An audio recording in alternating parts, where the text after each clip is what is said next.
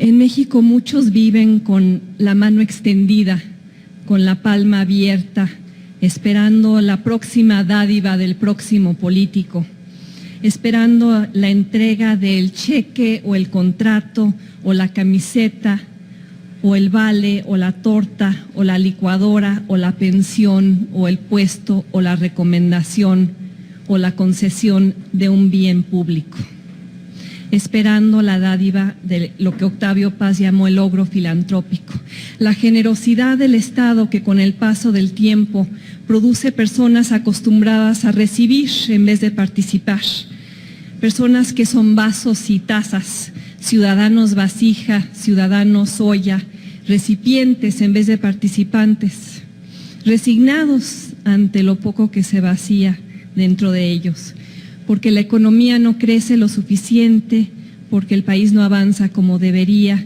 porque el tiempo transcurre y los pobres no dejan de serlo.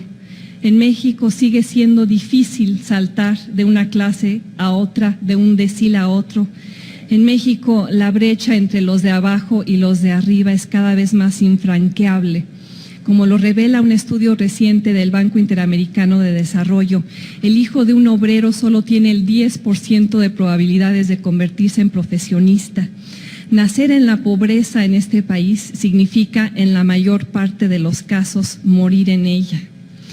Este es el argumento central de un artículo reciente en el Wall Street Journal, magistral por lo que plantea, pero doloroso por lo que revela.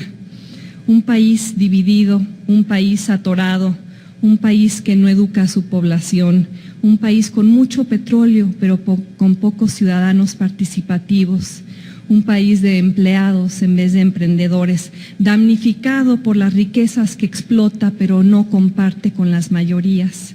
Desde hace cientos de años México le apuesta a los recursos naturales que tiene y a la población mal pagada que los procesa. Le apuesta a la extracción de materias primas y a la mano de obra barata que se aboca a ello y se convierte por ello en un lugar de pocos dueños y muchos trabajadores, de hombres ricos y empleados pobres. Crea virreinatos y haciendas y latifundios y monopolios. Concentra la riqueza en pocas manos y erige gobiernos que lo permiten, gobiernos liberales o conservadores, priistas o panistas compartiendo el mismo fin. Un sistema que protege al capital por encima del trabajo, que mantiene baja la recaudación y por ello no tiene recursos suficientes para invertir en la educación. Y donde no hay impuestos recaudados, no hay gobiernos eficaces. No hay un Estado que invierta en su población, no hay partidos que se centren en el capital humano y cómo formarlo, no hay líderes que piensen en la educación como primera prioridad. En cambio, sí hay mucha obra pública, muchos caminos y puentes y segundos pisos y torres del Bicentenario, muchas formas de obtener apoyos cortoplacistas y los votos que acarrean, muchas formas de vida y de hacer política vivas en el PAN, en el PRI, en el PRD, formas de ejercer el poder que tienen a México agarrado de la nuca.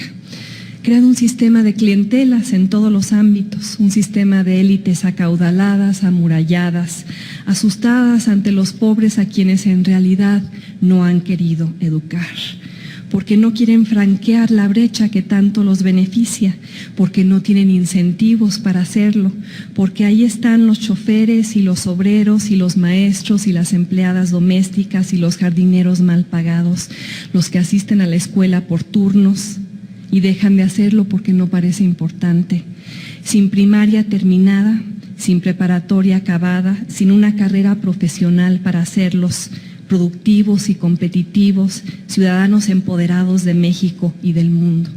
Un sistema en nuestro país político, social, cultural, basado no en el mérito, sino en las relaciones, basado no en la excelencia, sino en los contactos, donde importa menos el grado que el apellido, donde los puestos se adjudican como recompensa a la lealtad y no al profesionalismo, donde las puertas se abren para los disciplinados y no necesariamente para los creativos. La palmada en la espalda y el guiño en el ojo, los matrimonios que cimientan alianzas de negocios y de clase, las compañías que pasan del abuelo al hijo, al nieto, el monopolio estatal que se vende al amigo y lo convierte en multimillonario. Ahí están los muros educativos, culturales, sociales, empresariales, construidos contra los de afuera, obstaculizando la movilidad, evitando el ascenso, impidiendo el ingreso de los pobres, de los provincianos, de los empresarios innovadores, de la competencia, de los que no tienen acceso al crédito, de los que aprovecharían oportunidades reales si existieran y que cruzan la frontera 400,000 personas al año en busca de ellas. Millones de mexicanos supervivientes ansiosos de un sistema que no funciona para ellos. Frenando la competitividad del país ante un mundo globalizado, llevando la frustración a las calles de estados como Oaxaca, reforzando la desesperanza de los desposeídos, arando el terreno para que cualquiera que ofrezca recetas rápidas y que provea un proyecto alternativo con el cual salvar a la nación tenga eco, alimentando el éxodo y la exportación de talento que entraña, convirtiendo a México en un país en el que 1 de cada 5 hombres entre la edad de 25 y 35 años vive en Estados Unidos. México tiene estabilidad, es cierto. México no ha padecido otra crisis en años, es cierto. México tiene el programa Oportunidades, es cierto. Pero eso no es suficiente para construir una clase media amplia, para garantizar la movilidad social, para crear trampolines que permitan saltar de la tortillería al diseño de software, para darle 8 años más de educación al 20% de la población más pobre de este país, para cambiar una estadística que encoge el ánimo. El porcentaje de mexicanos entre 25 y 34 años con educación superior es de 5%, comparado con 2% para una generación 30 años mayor. Otros países lo han hecho más y lo han hecho mejor. En Corea del Sur la proporción hoy es de 26%, cuando hace 30 años era solo de 8%. Hace 25 años la economía coreana era 4 veces menor a la de México. Este año la rebasa.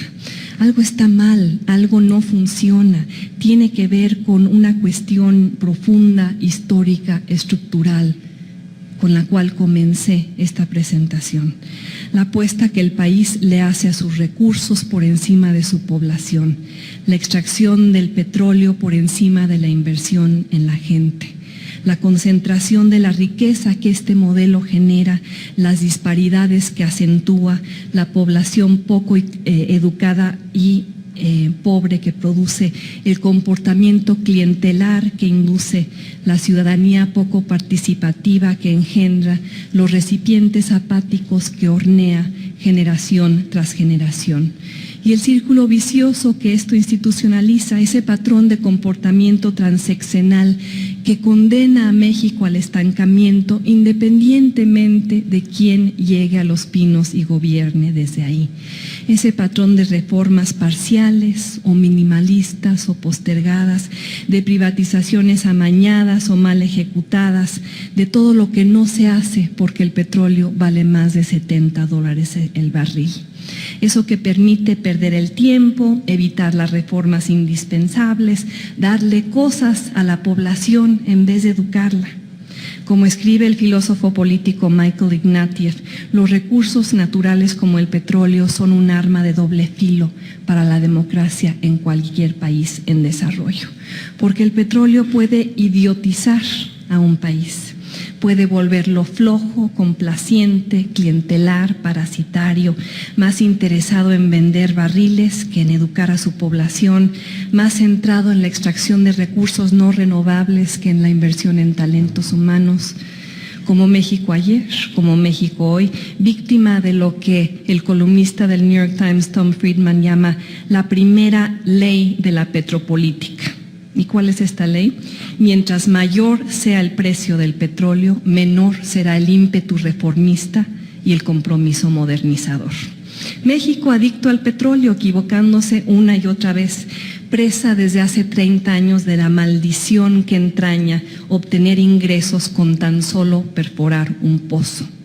donde no importa cómo competir, sino cuánto extraer, donde no importa cómo innovar, sino dónde perforar, donde no importa crear emprendedores, sino proteger depredadores, con efectos perniciosos para la economía, para la política, para la democracia, para la ciudadanización.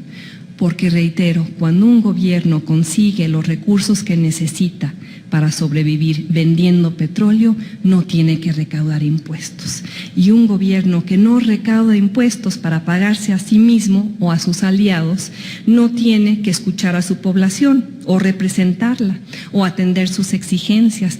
Puede aliviar tensiones sociales aventándoles dinero. Puede atenuar las exigencias comprando a quienes las enarbolan. Puede posponer la solución de problemas usando dinero discrecional que el petróleo provee. Puede evitar la rendición de cuentas porque hay demasiados partidos satisfechos con sus prerrogativas multimillonarias, hay demasiados sindicatos contentos con sus bonos sexenales, hay demasiados mexicanos conformes con ese Estado dadivoso, con ese ogro filantrópico como para exigir su transformación.